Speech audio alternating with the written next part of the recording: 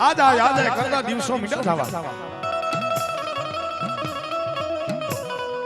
બરોબર હો મહિનાના નોરતા આવ્યા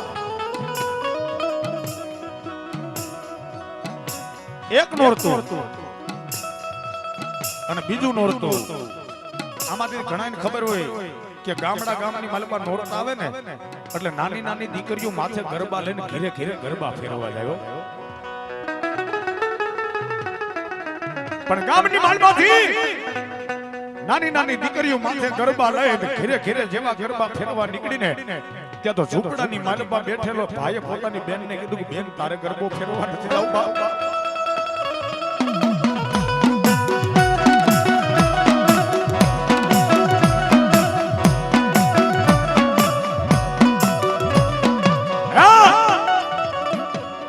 કે બેન તારે ગરબો ફેરવા નથી જવું પોતાની બેને કીધું ભઈલા ગરબો ફેરવા તો મારે જાવું છે પણ કોની ડેલીએ જાવ કોની આગળથી ગરબો લઈ આવું કારણ કે આ ગામની મારમાંથી આપણને જાણકારો મળ્યો છે આ ગામની મારમાં આપણને જવાની મનાય છે મને ગરબો કોણ આપે ને કોની ડેલીએ ફેરવા જાવ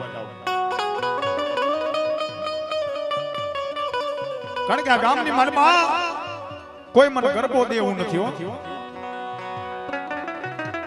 કોઈ વાંધો નહીં એક દી બે દી ત્રણ દી ચાર દી પાંચમું નોરતું આવ્યું ભાઈ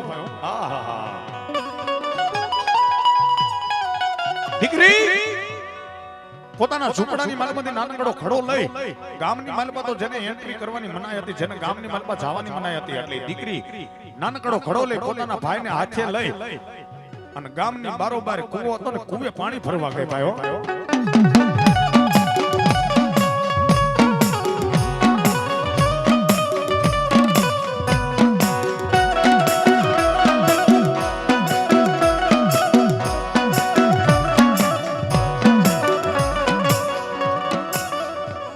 પાણી ભરી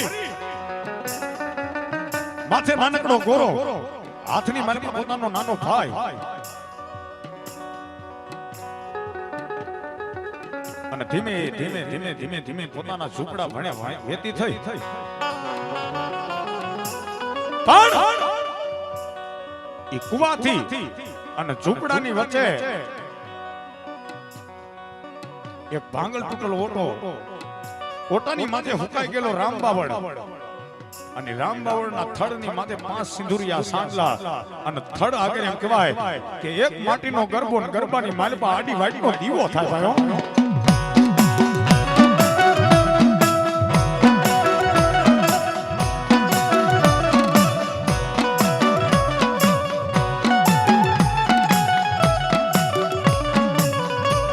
દીકરીના ભાઈને વિસારી આવ્યો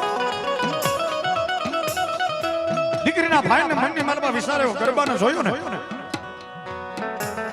એને એવો વિચાર આવ્યો કે મારી બેનને ગરબો ફેરવા જવું છે પણ કોઈ આ ગામની માલમાં ગરબો નથી દે એમ પણ હામાં ઓટાની માથે બાવળના થડે જે ગરબો પીડ્યો ને ઈ ગરબો જો એકવાર મારી બેન માથે આવી જાય ને તો મારી બેનના મનની માલમાં જે કોડ રહ્યા ને કોડ પૂરા થઈ જાય હો ભાઈ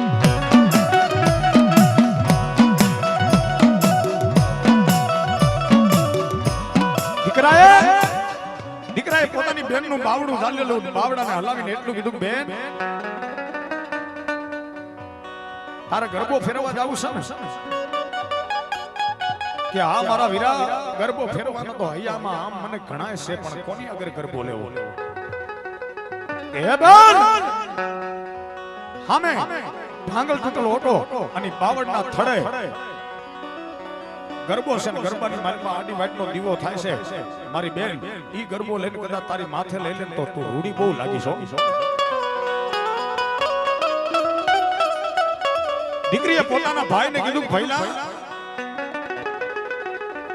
આપણને ગામની માલપા ઝાકારો દીધો એટલું નહીં પણ કોઈ આજુબાજુના સીમાડાની માથે કોઈ માતાજીનો કોઈ ભગવાનનો ઓટો હોય ન્યાય આપણને સડવાઈ ન્યાય છે કારણ કે આપણે હલકું વર્ણ સવી આપણે નાનું વર્ણ સવી અને જો કદાચ ઈ ગરબો લેતા ગામની માલમાંથી કોઈક આપણને જોઈ જશે ને તોય આપણા સાંભળા ઉતારી નાખશો પણ કવિએ કીધું ને કે બ્રહ્મ હટ, નારી હટ અને બાળ હટ, આની અગર ગમે એને ઝૂકી જવું પડે ભાઈ. તમારા ઘરની માલમાં નાનું બાળક હઠ લે ને એટલે તમારે એ હઠને પૂરી કરવી પડે ભાઈઓ. એ નાના ભાઈ હઠ લીધી કે ના બેન ગરબો લેતો ઈ જ લે, બાકી બીજા ગરબા નહીં હો.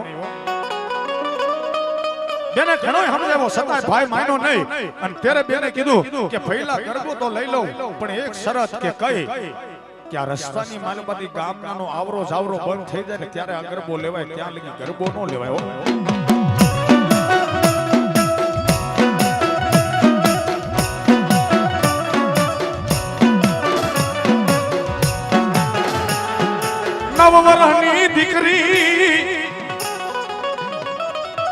નવવરની દીકરી પોતાના ભાઈને ધીમે ધીમે ધીમે હોટાની બાજુમાં લઈ જાય અને પાણીનો ઘડો સાઈડમાં મૂકીને પોતાના ભાઈને મીઠી રમાડવા. રમાડતા રમાડતા ચારે બાજુ નજર કરતા કરતા કરતા કરતા બાવળના થડે જે માટીનો ગરબો આડી વાટના દીવો બળતો તો ની ગરબાને લીધો હો ભાઈ. ગરબો લઈ અને પોતાના ભાઈનું બાવડું ચાલીને એટલું કીધું ભાઈ હવે ઉતાવળ રાખ. કેમ કે જો કોઈ ગામના જોઈ જશે ને તો આપણને સોર ગણીને આપણને મારશે બાપ. એટલી જ વાત કરી અને દીકરી ઓટાની હેઠે ઉતરે ને તો ગામની માલમાંથી કોઈ ડોસી આવી અને દીકરીની માથે 3 લાકડીના ઘા કર્યા ભાઈઓ.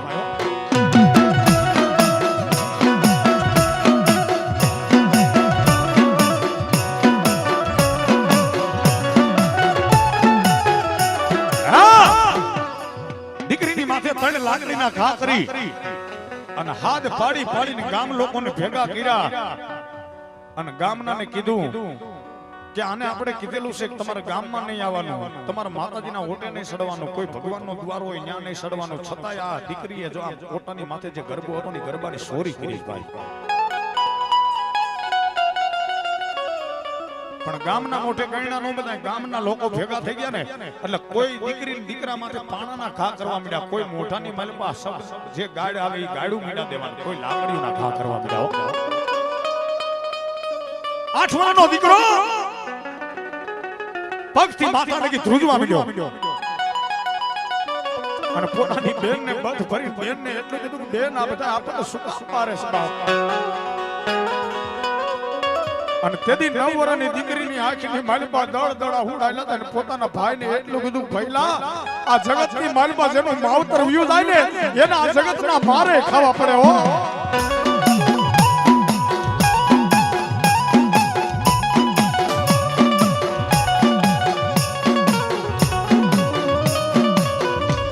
આ બાજુ દીકરીના માથાની માલપા કોઈ પાણાનો ઘા કર્યો એટલે પાણો લાગતા માથેથી લોહીના રેગડા એમ કહેવાય છે કે દીકરીને ઉતર્યા હો.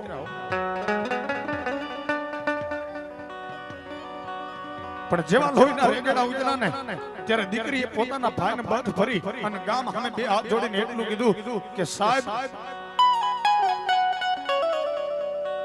હું નાની હતી ને ત્યારે મારો બાપ મને રોજ વાર્તા કરીને હુંરાવતો ને વાર્તાની માલમાં મારો બાપ રોજ મને એવું કહેતો તો બટા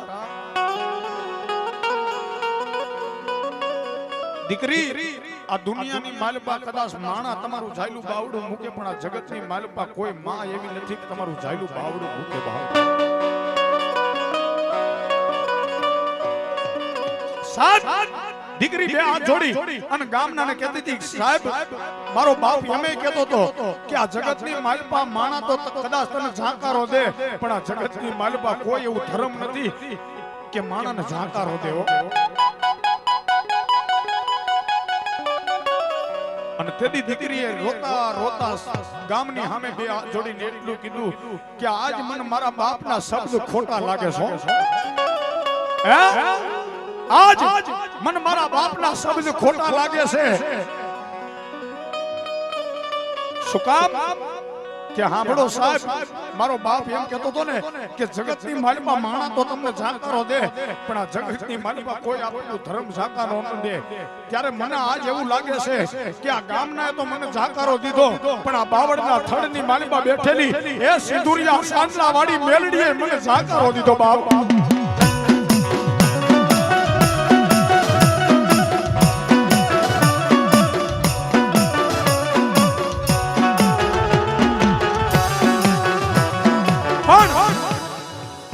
દીકરી જાય એટલું બોલી ને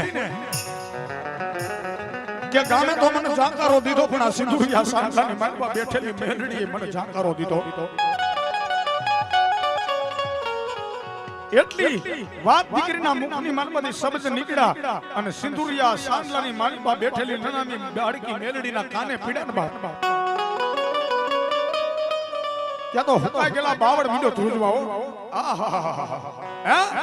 હુકાઈ ગયેલો બાવળ મીંડો ધ્રુજવા અને સિંધુરિયા સાંભળાની માલમાંથી પડકારા થવા મીડ્યા. એ ખમા મારી દીકરી, એ જેને જગત જાકારો દે અને એને કદાચ જો મારા ખોડે રોલ હતું સિંધુરિયા સાંભળા વાળી મેલડી નો કહેવા.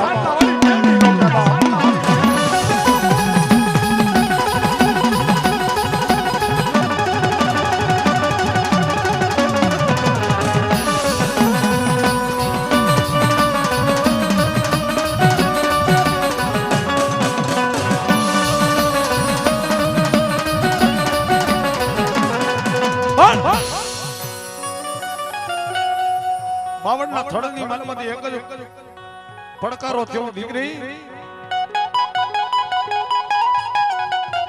એ મારી દીકરી જેની જગતની માલમાં જેને જગત જાકારો દે ને અને એને કદાચ જો મારા ખોડે લઈ લો તો મેલડી દેવ લઈ લો. પણ જા બેટા, અત્યારે તારા સાજલ ઝૂંપડાની માલમાં વહી જા. કાલ હવારનો દીવ ઉગે અને ઈ દી હાથમે આજ તને આખું ગામ જાકારો દેશે ને. પણ જા, કાલ હવારનો હુરજ ઉગે ને હાથમે ઈ પેલા ગામને તારા પગમાં નો ઝુકાડું ને એ તું તો સિંધુરિયા સાંજલા વાળી મેલડી નોતી બાપ. આ બાજુ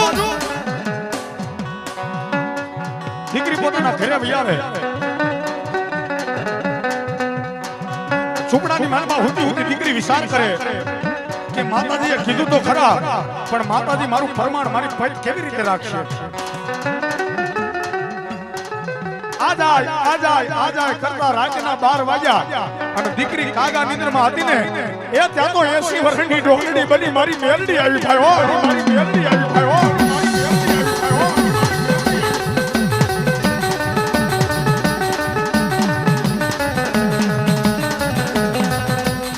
રાજના 12 વાગ્યા.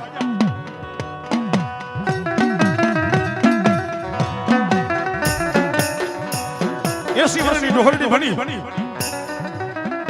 હાથની માલમાં ગરબો અને ગરબાની માલમાં આડી વાટનો દીવો જળહળે. હો ભાઈ, દીકરીને ઉઠાડી દીકરી હુતી શોક જાગે અને તેથી 9 વર્ષની દીકરીએ માતાજીને એટલું કીધું કે મારી મન હકની નીંદર ક્યાંથી આવે બાપ. આજ 5 દી હાથ દી લગી જેનો ભાઈ પૂછો હોય તો એને હકની નીંદર કેવી રીતના આવે માં.